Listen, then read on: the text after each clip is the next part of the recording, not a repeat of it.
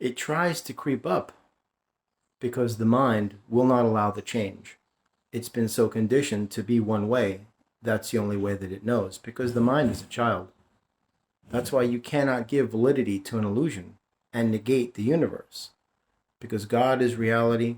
The system is nothing but a hologram. So that's why when you obsess over something, because you don't see your manifestations materializing, what you're actually saying is, to God, I don't trust you. I don't have faith in you. I trust the system. That's why you have to negate your programming, because your social engineering is what's causing you to block the high vibrational experiences of you manifesting your desired reality through to fruition into the physical. It's because you're carrying this thing that's rattling around inside your brain that wherever you go, it ruins all of the good stuff, folks.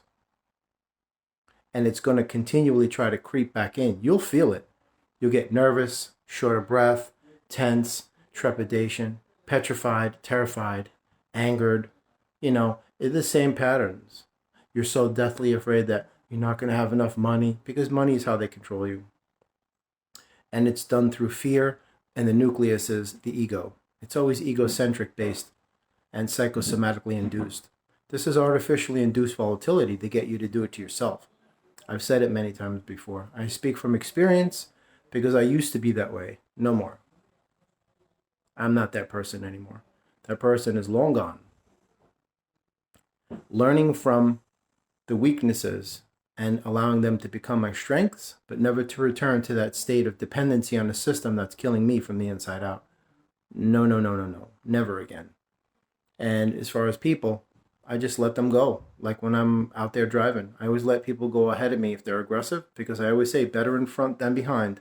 I'd rather have an aggressive driver pass me by. I just pull over rather than have that person behind me and, potentially cause an accident by slamming into the back of me. It's always best to be cognizant of their energy in relation to the proximity of yours, but do not concern yourself with what is on their mind, because that's how they control you. If you look at the dynamic of a tailgater or road rage, what's actually happening is the person behind you is getting you to do what they want, because they're going faster and faster. And since you're nervous and afraid and all of that, they're actually controlling you. And you're not in control of your own faculties anymore. They're actually controlling, your mechanical ability to press the gas and the brake and drive the car. That's just what's going on, because you're so overly concerned and transfixed and preoccupied on the person behind you. I've got to go faster. Your heart starts to beat, your breaths get shallow, and you just become paralyzed beyond the capacity of all forms of rational thought, that now that person is controlling you. That's how the system works. You cannot allow an illusion to control you, because God is reality. And you need to be a certain person in order to do the work of God on earth. So that's why you have these experiences that are filtering out these weaknesses, so you can be that perfect fit for the role that God needs you, the occupation, whatever it is, the mission, the purpose, the reasons for being here. That's exactly what's going on. But the last thing you want to do is feed an illusion, and the last thing you want to do is feed it fear by surrendering your energy to an external source, because then they'll control you with it. So don't even worry about it. They don't have any power. I've already said it in many videos before. The powers that be have no power at all. They've been conditioning you from day one to believe that love is bad. That's why in tennis they say 15 love, because in tennis love means nothing. That's why they say love is a battlefield. What is love but a secondhand emotion? Who needs love? They're always downplaying love, because they know that love is the most powerful of all energies that God has ever created. And they don't want you to know that. They want you to associate love with this bad thing.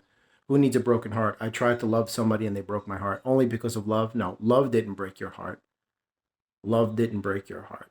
Somebody who was vicious and angry and cruel broke your heart. Let's get that straight. Love never broke anybody's heart, ladies and gentlemen.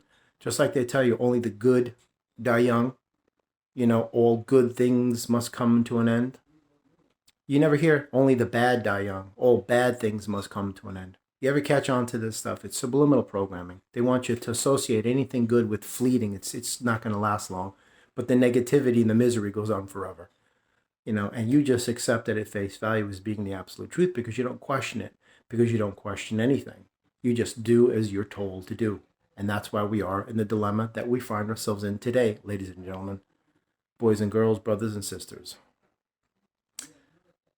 Stop being afraid. Stop giving them your energy, and there's nothing to fear. Absolutely nothing whatsoever. Fearless certainty and courageous, unwavering knowing. That's where you need to be. Because that is where they cannot control you anymore.